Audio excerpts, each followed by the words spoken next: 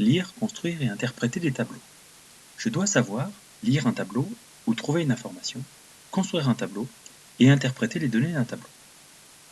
Je sais lire un tableau et y trouver des informations. Un tableau présente des informations traitant du même sujet, organisées en lignes et en colonnes. Les cases du tableau indiquent l'information croisée de la ligne et de la colonne. C'est une représentation simplifiée qui est facile et aisée à lire. Prenons un exemple. Voici le tableau présentant l'organisation de la restauration scolaire à l'école. C'est son titre. Nous trouvons ensuite 3 lignes. La ligne des élèves mangeant à la cantine, la ligne des élèves ne mangeant pas à la cantine, et le total des élèves. Les colonnes, nous avons la classe de CE2, la classe de CM1, la classe de CM2, et le total. Prenons l'information 13. Cette information est située à la croisée de la ligne élèves ne mangeant pas à la cantine et classe de CM1.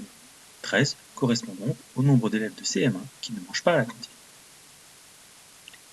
Cherchons maintenant des informations. Combien d'élèves de CM2 mangent à la cantine? Plaçons donc dans la classe des CM2, c'est-à-dire la colonne numéro 3. Nous cherchons ensuite les élèves qui mangent à la cantine. Première ligne. L'information pour savoir combien d'élèves mangent à la cantine en CM2, c'est la croisée de ces deux lignes et colonnes. Il y a donc 14 élèves qui mangent à la cantine en CM2. Maintenant, combien y a-t-il d'élèves en CE2? Je me place dans la colonne des CE2 et je cherche l'information totale puisque c'est le nombre d'élèves.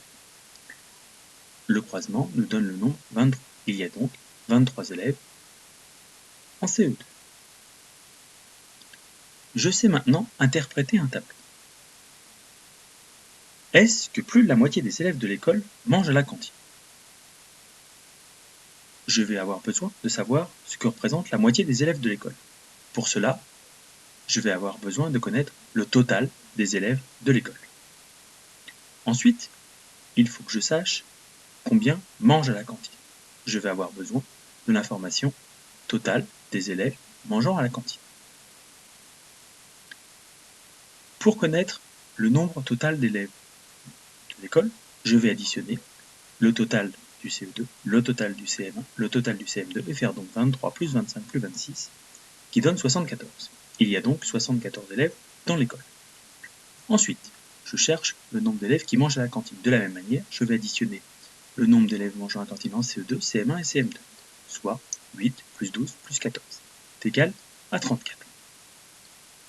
Maintenant, je cherche à savoir est-ce que plus de la moitié des élèves de l'école mangent à la cantine. Il faut donc que je trouve la moitié des élèves de l'école, c'est-à-dire la moitié de 74. C'est 37. 37 est plus grand que 34, ce qui fait qu'il n'y a pas la moitié des élèves qui mangent à la cantine. Je sais maintenant construire un tableau. Nous avons un énoncé où on nous explique que Victor doit préparer un exposé sur les cétacés.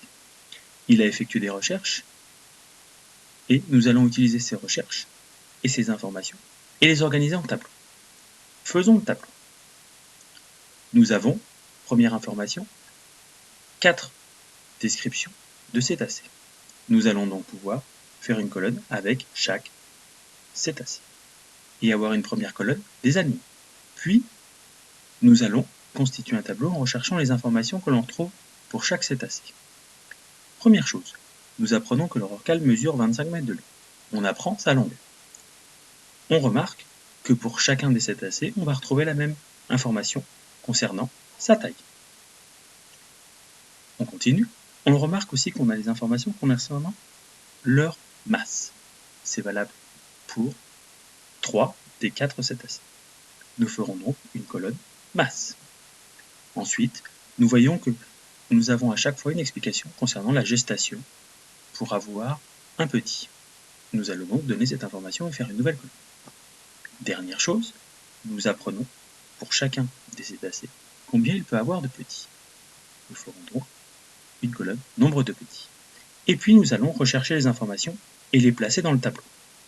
La taille, nous avons donc rorqual 25 mètres et ainsi de suite jusqu'au cachalot de 10 à 18 mètres.